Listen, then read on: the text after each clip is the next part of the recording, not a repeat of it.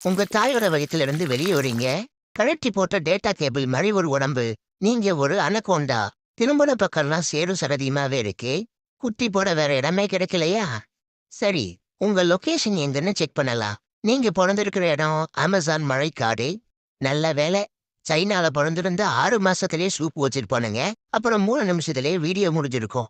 உங்களுக்கு முன்னாடியே நிறைய குட்டிகள் பிறந்திருக்கு. நீங்க பிறந்த சில நிமிடங்கள்லயே உங்க தாய் அந்த இடத்தை விட்டு கிளம்புது. உங்க உள்ளுணர்வு அவங்கள ஃபாலோ பண்ண சொல்லல. உங்க சகோதரர்கள் ஆளுக்கு ஒரு திசையா நகர ஆரம்பிக்கிறாங்க. பாண்டிச்சேரிக்கு டூரடா வந்திருக்கீங்க. இது காடுடா. யாருக்குமே பந்த பாசம் இருக்கிற மாதிரி தெரியல. நல்லது. உங்களுக்கும் தனியா இருக்கதான் புடிச்சிருக்கு. உங்க வாழ்க்கை பயணத்தை ஆரம்பிக்கிறதுக்கு முன்னாடி முக்கியமான ஒரு விஷயத்த நீங்க தெரிஞ்சுக்கணும். லெப்ட்ல பாருங்க. காட்டுல யாருமே உங்களுக்கு நண்பர்கள் கிடையாது.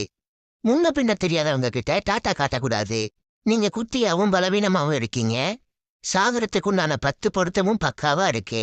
நீங்க உயிரோட இருக்கணும்னா முதல்ல உங்க எதிரிகள் யாருன்னு நீங்க தெரிஞ்சுக்கணும். அதுக்கு அவசியமே இல்ல.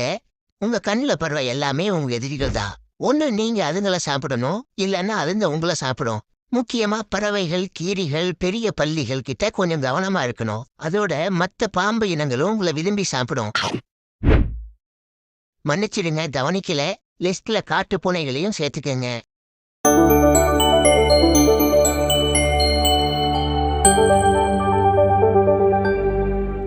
காட்டுல எல்லா பக்கமும் உங்களுக்கு ஆபத்து இருக்கு.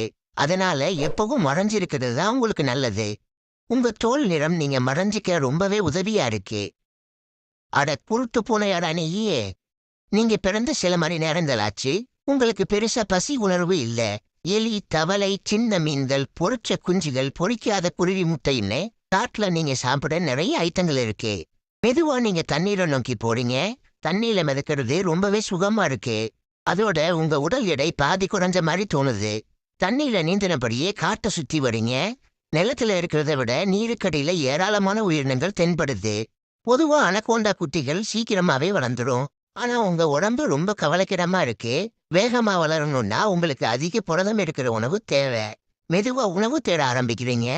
தண்ணியோட அடிப்பகுதியில ஒரு மீன் தென்படுது. பெருசாவும் இல்ல, ஆபத்தாவும் இல்ல. உங்க சைஸ்க்கு ஏத்த சரியான உணவு. நீங்க வேகத்தை குறைச்சு தண்ணியில அசையாம இருக்கீங்க. தண்ணி மங்களா இருக்கிறதால உங்களால ஈஸியா மறைஞ்சிக்க முடியுது. அந்த மீன் உங்க கிட்ட வர வரைக்கும் வெயிட் பண்ணி சரியான நேரத்துல அதை பிடிக்கிறீங்க. முதல் உணவு ரொம்பவே சுவையா இருக்கு. பிடிக்கிறதும் அவ்வளவு கஷ்டமா இல்ல. அடுத்த சில மாதங்களுக்கு மீன்கள், தவளைகள், சின்ன பறவைகள் மட்டும் சாப்பிட்டு வளர்றீங்க. அதிக நேரம் தண்ணீர்ல செலவிடுறீங்க. அப்பப்போ உங்க சகோதரர்களை பார்க்க முடியுது. ஆனா நீங்க அவங்க கிட்ட இருந்து தள்ளியே இருக்கீங்க. உயிர் பழச்சி வாழ்றதுக்கு உங்க பலம் என்ன, பலவீனம் என்னன்னு நீங்க தெரிஞ்சுக்கணும். உங்களால வேகமா ஓட முடியாது. பற்கள்ல விஷம் இல்ல. கூர்மையான நகங்களும் கிடையாது. நான் சொல்லல. 10 பொருத்தம். கவலைப்படாதீங்க. உங்க உடல் மற்ற விலங்குகளை விட ரொம்பவே வலிமையா இருக்கு. உங்க இரையோட உடலை எளிமையா உங்களால உடைக்க முடியும். நீங்க பிறந்த சில மாதங்கள் ஆச்சு. இப்ப கொஞ்சம் பெரிய விலங்குகளை வேட்டையாட தொடங்குறீங்க. பொதுவா உங்களால எந்த விலங்கையும் துரத்தி பிடிக்க முடியாது. சில அடி தூரத்துல இருக்க விலங்குகளை மட்டும்தான் உங்களால தாக்க முடியும். அதனால விலங்குகள் உங்க பக்கத்துல வர வரைக்கும் நீங்க ரொம்பவே பொறுமையா இருக்கணும். முதல்ல வேட்டையாடுறதுக்கு ஒரு இடத்த கண்டுபிடிக்கணும். நிழல் அதிகமா இருக்கணும், இடம் சுத்தமா இருக்கணும், சேரும் சகதியுமா இருக்கக்கூடாது, கேட்டா நாத்தா அடிக்கக்கூடாது. லேக் வியூ இருந்தா என்ன சிறப்பு. அருமையான ஒரு இடத்த கண்டுபிடிச்சிட்டீங்க. தண்ணி குடிக்க வர விலங்குகளை தாவி பிடிக்க சரியான இடம். மணிக்கணக்கா ஒரே இடத்துல இருக்கீங்க. ஆனா எந்த விலங்கும் உங்க எல்லைக்குள்ள வரல. சில விலங்குகள் மட்டும் கண்ணில் தென்படுது. ஆனா அதுங்களும் நீங்க இருக்கிறத தெரிஞ்சுக்கிட்டு வேற ரூட்டா போகுது. பல மணி நேரமா காத்திருந்து சோர்ந்து போயிட்டீங்க. ஒரு வழியா ஒரு முயல் உங்க அட்டாக் ஜோனுக்குள்ள வருது. உடனே நீங்க அதை தாக்க ஆரம்பிக்கிறீங்க. இதய துடிப்பு நிக்கிறத உங்களால உணர முடியுது. உடனே அதை சாப்பிட ஆரம்பிக்கிறீங்க. நல்ல செயல்பட்டீங்க. சில மாதங்கள் ஓடுது. இப்போ உங்களுக்கு ஒரு வயசாச்சு. இப்போ உங்க உடல் முன்ன விட கொஞ்சம் வளர்ந்து இளமை பருவத்தை அடையுது. நீங்க வலிமையா உணர்றீங்க.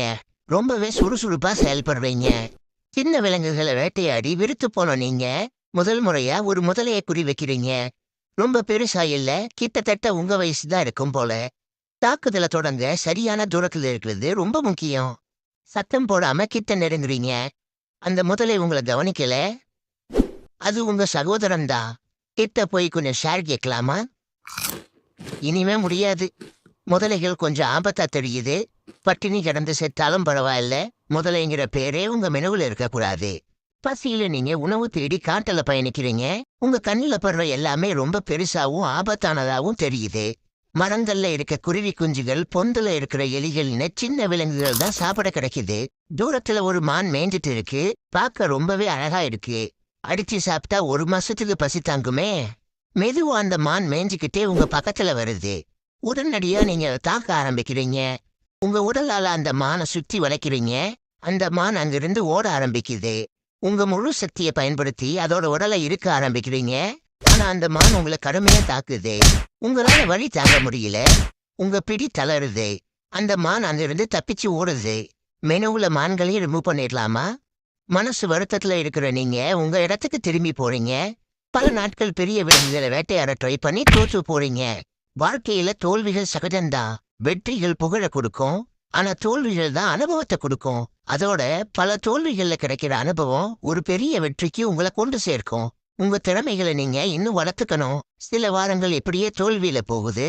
இப்போ காடு உங்களுக்கு கொஞ்சம் கொஞ்சமா பழக ஆரம்பிக்குது. நீங்க நல்லா வளர்ந்துட்டதால உங்களுக்கு பெரிய அளவு அச்சுறுத்தல் இல்ல. உங்களால பல மணி நேரம் அசையாம ஒரே இடத்துல இருக்க முடியுது. பல நேரங்கள்ல நீங்க இருக்கிறத கூட யாராலையும் கண்டுபிடிக்க முடியல. அப்படித்தான் ஒரு நாள் நீங்க ஆத்துக்கு பக்கத்துல படுத்து ஓய்வு எடுத்துட்டு இருக்கீங்க. அந்த நேரம் பார்த்து சில நீர் நாய்க்கு தண்ணி குடிக்க வருது.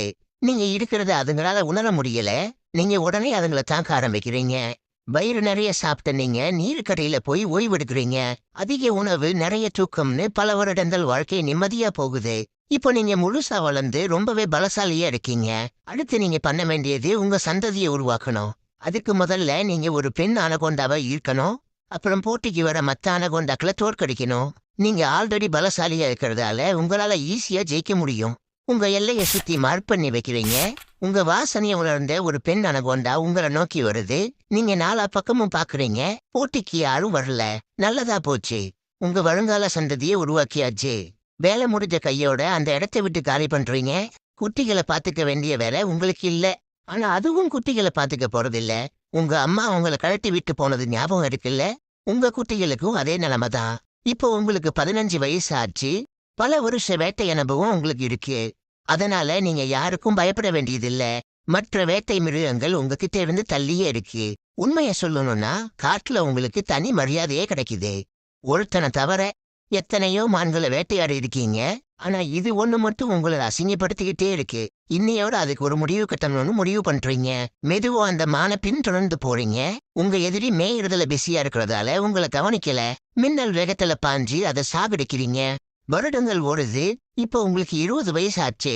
உங்களால இப்போ வேகமா செயல்பட முடியல. அதிக நேரம் ஓய்வெடுக்கிறதுலயே செலவிடுறீங்க.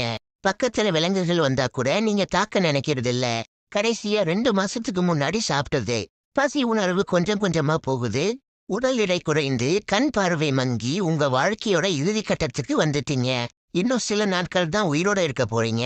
கவலைப்படாதீங்க. ஏன்னா நீங்க சாதாரணமா வாழலையே, செம்மையா வாழ்ந்துட்டீங்க.